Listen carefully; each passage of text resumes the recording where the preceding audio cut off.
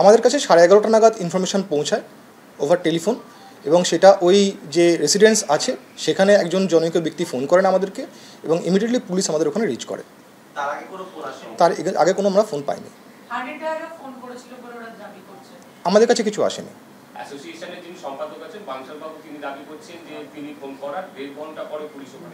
আমাদের 11:30 নাগাদ phone call আসে এবং তার 15 মিনিটের মধ্যে আমাদের ওখানে পুলিশ পৌঁছায়। যে অভিযোগটা উঠেছে ঘরের মধ্যে ঢুকে একবারে ভাঙচুরের ঘটনা এবং সিসি ক্যামেরা দেখা যাচ্ছে সেই জায়গায়, মানে আপনারা যে ধারা দিয়েছেন সেক্ষেত্রে বিভিন্ন মোড় বলছে লঘু ধারায় মামলা, তারপরে জামিন পেয়েছে। আমাদের জামিন অযোগ্য ধারাতেও ওখানে মামলা আছে, জামিন যোগ্য যেমন আছে জামিন অযোগ্যও আছে। এই বিষয়টা আমরা খতিয়ে দেখছি যে কেন ওনারা বেল পেলেন, এবং সেই অনুযায়ী পরবর্তীকালে আমরা পদক্ষেপ করব।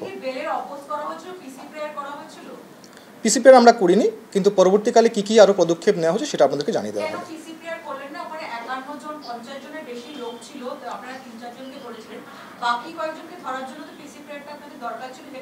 আমরা ওনাদেরকে জিজ্ঞাসাবাদ করেছিলাম এবং সেই জিজ্ঞাসাবাদের ভিত্তিতে আমাদের তদন্ত চলছে, এবং ইনভেস্টিগেশনের নেক্সট যে স্টেপগুলো সেগুলো আপনারা জানতে পারবেন। না, যেমন হাউস ট্রেসপাস ছিল, গ্রেভিয়াস হার্ট ছিল, এবং আরও অনেকগুলো ছিল, সেগুলো 351 মোস্ট প্রবলি আমাকে একটু দেখতে হবে এখানে। 117(2) ছিল, 126 ছিল, 324(4) ছিল, 323(32) ছিল, এবং বিএনএস অ্যাক্টের 126 ছিল, 117 ছিল, 324 ছিল, 351 ছিল, এবং 34 ছিল। মানে যেটা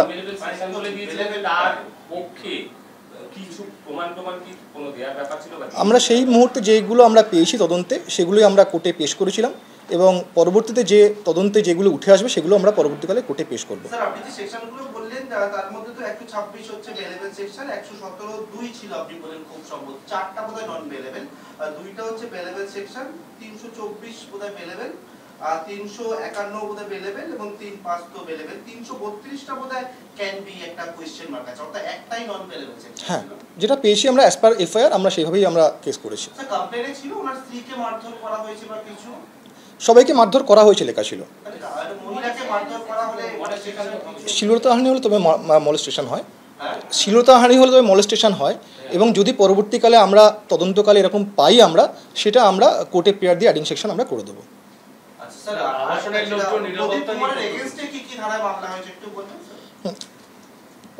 প্রদীপ কুমার এগেস্টে যেটা হয়েছে 126(2), 115(2), 117(2), 74, 352 এবং 351(2) বিএনএস।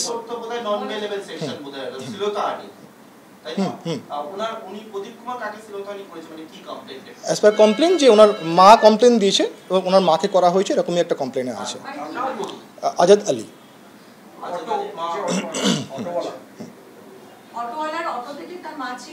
হ্যাঁ, অ্যাজ পার কমপ্লেন সেরকমই আছেন।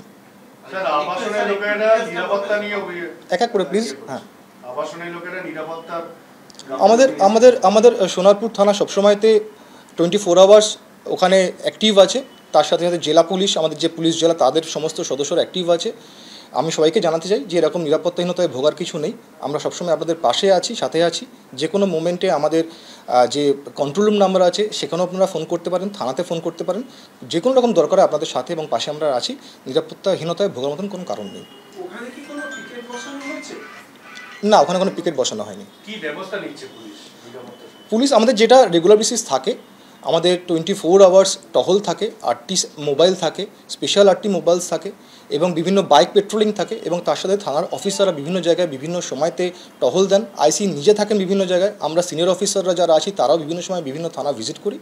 সুতরাং নিরাপত্তাহীনতায় ভোগার মতন কোনো কারণ এখনই দেখতে পাচ্ছি। আপনি বললেন ওই টহল থাকে, সেই জায়গায় দেখায় সিসি ক্যামেরা ফুটেজে 9:55 জমায়েত করেছে একটা আবাসনের বাইরে প্রায় শতাধিক মানুষ।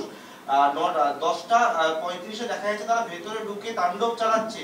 তাহলে সেই টহলটা কি মানে কোন জায়গায় গাফিলতি বা খামতি কিছু ছিল? এরকম কিছু এখন আমরা পাইনি। CC camera footage sir timing বলছে। হ্যাঁ, টাইমিং হতে পারে ওই সময়, কিন্তু সেরকম কিছু এখনো পাইনি যে গাফিলতি ছিল কারোর। তাহলে এই সময়টা জানা গেল না, মানে কি? স্যার, আপনি বলছেন বলছেন 11:30টার সময় খবর এলো, 9:15 9:55 9:30 নাগাদ দেখা যাচ্ছে। তো এই টাইমের মধ্যে ওরা বলছে যে ওরা কল করেছিল, আপনারা কি এই পার্টে কোনো এনকোয়ারি স্টার্ট করছেন যে কলটা কখন এসেছিল? কারণ 11:30টায় আপনারা ফোন পাওয়ার 15 মিনিট পরে বলছেন পৌঁছেছে, কিন্তু এই যে টাইম গ্যাপ, এতক্ষণ বাড়ির মধ্যে ঢুকে তাণ্ডব চললো, 50 জন বিল্ডিং এর ভেতরে ঢুকে গেল, রড দিয়ে ভাঙচুর করলো, কোলাপসেবল গেট ভাঙলো, পরে এতক্ষণ ধরে যে তাণ্ডবটা চললো সেখানে পুলিশ এতক্ষণ পরে পৌঁছালো, এই পার্টে আপনারা কোনো এনকোয়ারি করছেন? আমরা সিসিটিভি ফুটেজ এখন অবধি যতটা পেয়েছি সেখানে কারোর হাতে আমরা কোনো অস্ত্র এখনও দেখতে পাইনি। যতগুলো সিসিটিভি ফুটেজ এখন অবধি চেক করা সম্ভব হয়েছে, বাকিগুলো ইনভেস্টিগেশন চলছে। সেরকম যদি পাওয়া যায় সেটা ইনভেস্টিগেশনে উঠে আসবে। গেটের কাছে সিসিটিভি ফুটেজে দেখা যাচ্ছে যে মারধর করা হচ্ছে আবাসিককে এবং হাতে রড নিয়ে তাকে মারতেও যাচ্ছিল। এই ফুটেজ কিন্তু আমরা দেখেছি। আমরা এখনও পাইনি, আমরা খতিয়ে দেখছি সবটাই। ইনভেস্টিগেশন জাস্ট স্টার্ট হয়েছে, ইনভেস্টিগেশন যেভাবে আসবে, যেভাবে প্রোগ্রেস হবে সেভাবে আমাদের কেস এগোতে থাকবে। আচ্ছা, অটো চালকের মায়ের অভিযোগের ভিত্তিতে কি প্রদীপ কুমারের বিরুদ্ধে মলেস্টেশন কেস করা হয়েছে? হ্যাঁ, ওখানে উনি বলেছেন এরকম, ওনার অভিযোগ এটা আছে। কি এক্স্যাক্টলি কি অভিযোগ? এটা তো এফআইআর আছে, ওনার বক্তব্য আছে, সেটা আমরা এখনই তো জানাতে পারছি না। আমরা ইনভেস্টিগেশন করছি, ইনকোয়ারি করছি এবং আপনাদেরকে জানিয়ে দেবো আমরা। সেই জায়গাতে প্রশ্ন, অটো চালকের মায়ের অভিযোগের ভিত্তিতে মলেস্টেশন কেস করা হলো, একজন শুল্ক আধিকারিক সে যে কেউ উঠতে পারে। তাহলে যখন প্রদীপ কুমারের পক্ষ থেকে যখন অভিযোগ করা হলো তার ওয়াইফকে কে মারধর করা হয়েছে, সেখানে তার শিলতানি কেস কেন করা হলো? অ্যাজ পার এফআইআর যেটা সেকশন হয় আমরা সেভাবেই কেস করেছি, দুটো কেস অ্যাজ পার এফআইআর যে সাবস্টেন্স আছে সেইভাবেই কেস করা হয়েছে। ভাঙচুরের তো বোধহয় কোনো ধারা নেই।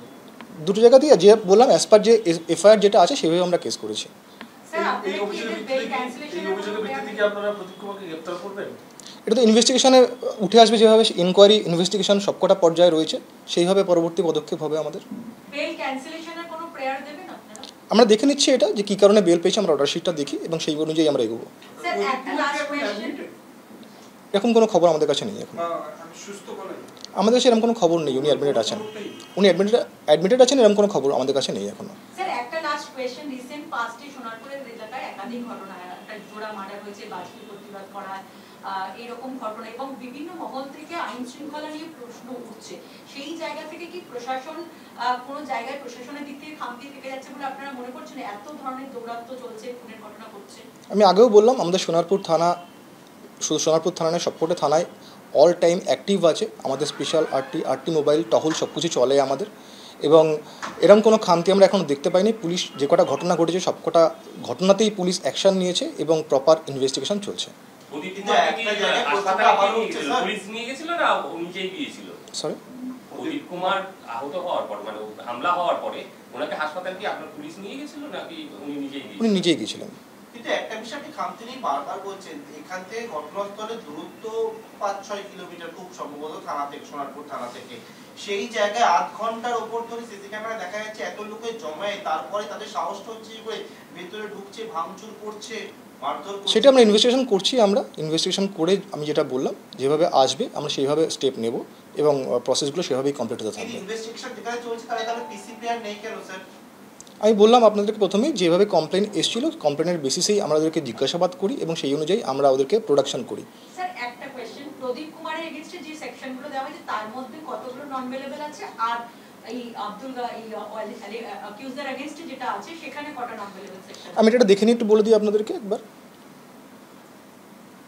স্যার একটা ব্যাপার, নিরাপত্তা রক্ষীরা যে আবাসনে তারা কি কোনো অভিযোগ করেছে বা অ্যাসোসিয়েশনের পক্ষ থেকে, যারা ফ্ল্যাট ওনার অ্যাসোসিয়েশন, তাদের পক্ষ থেকে কোনো অভিযোগ করা হয়েছে কি এত বড় মব ঢুকলো, মারধর করলো? আমাদের কাছে এখন অব্দি দুটো কমপ্লেনই এসছে, একটি প্রদীপ কুমারের কমপ্লেন এবং তার যে অটো চালক তার পরিবারের পক্ষ থেকে একটা কমপ্লেন এসছে। এই দুটোর বেসিসেই আমরা কেস করেছি।